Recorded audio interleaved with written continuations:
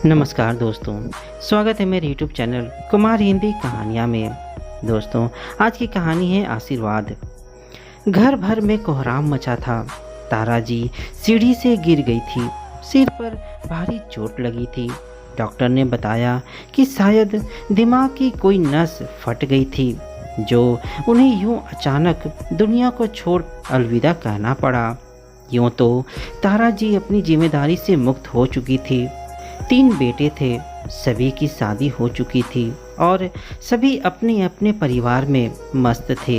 लेकिन तारा जी का यूं अचानक जाना उनके पति राधे श्याम जी पर पहाड़ टूटने जैसा था, क्योंकि राधे श्याम जी थोड़े से अस्वस्थ रहते थे और उन्हें हर पल तारा जी के साथ की ज़रूरत महसूस होती थी।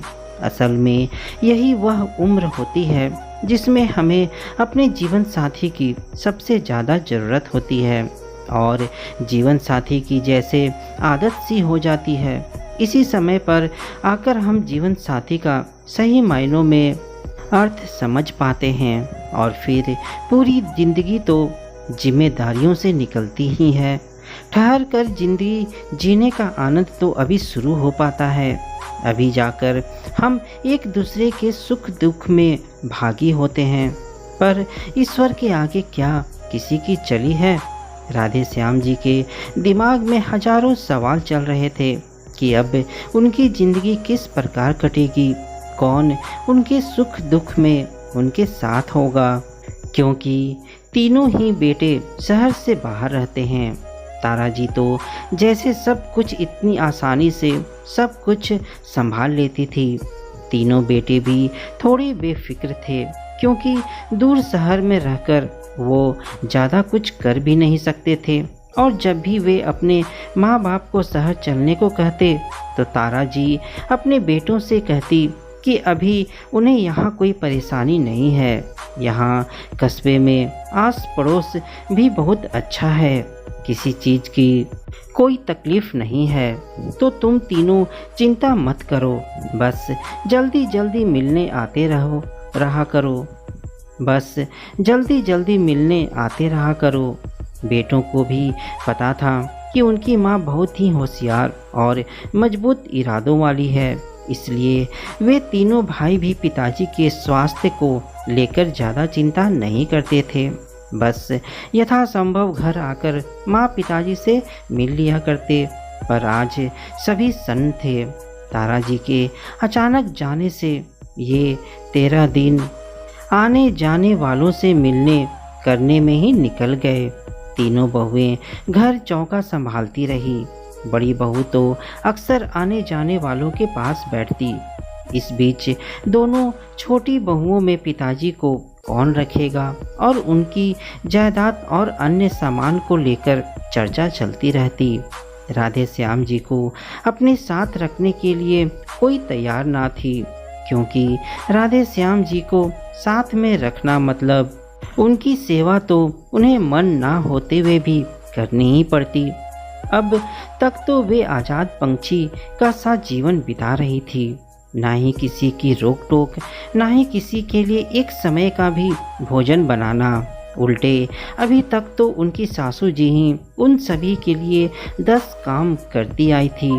अचार, जबे, पापड़ आदि सामान तारा जी सभी बच्चों को देती रहती थी।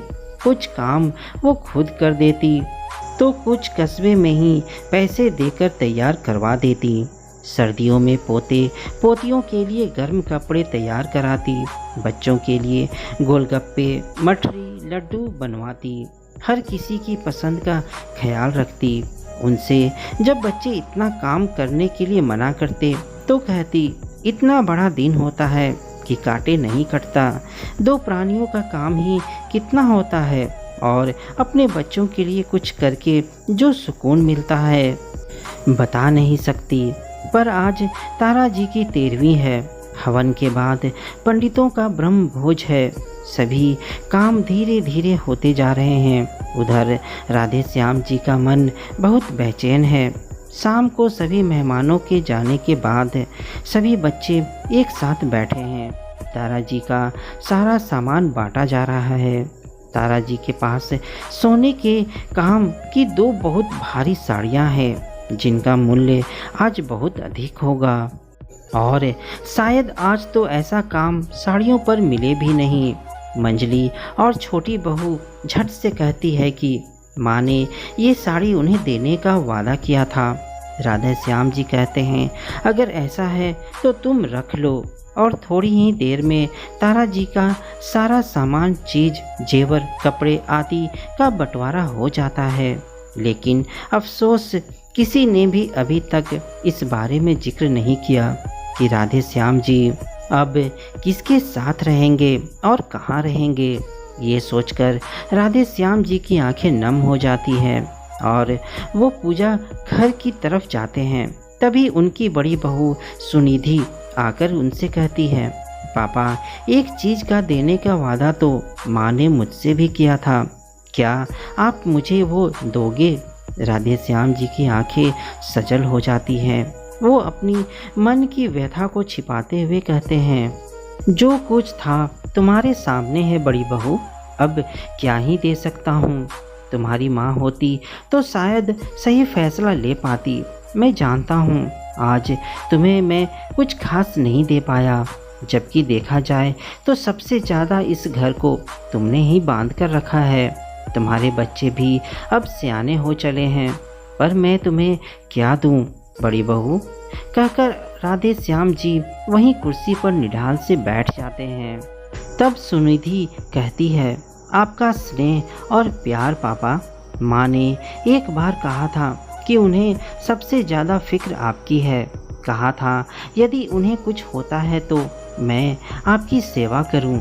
हाँ पापा, आपका आशीर्वाद, आपकी छत्र छाया देने का माँ ने मुझसे वादा किया था। तो पापा आप मुझे ये दोनों दोगे ना।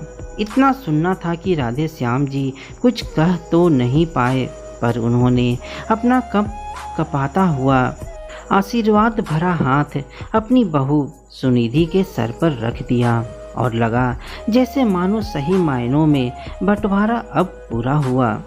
हमारे बुजुर्ग तो वो छाँव है दोस्तों, जो जीवन में आने वाली हर आंधी तूफान से हमें बचाते हैं। वहीं घर घर है जहाँ उनके आशीर्वाद हैं मिलते और बच्चों संग बुजुर्ग भी मुस्कुराते पाए जाते हैं।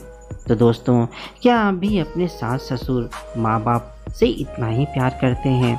मुझे कमेंट में ज़रूर बताइएगा। तो मिलते हैं दोस्तों अपनी अगली कहानी में। तब तक अपना ख्याल रखना।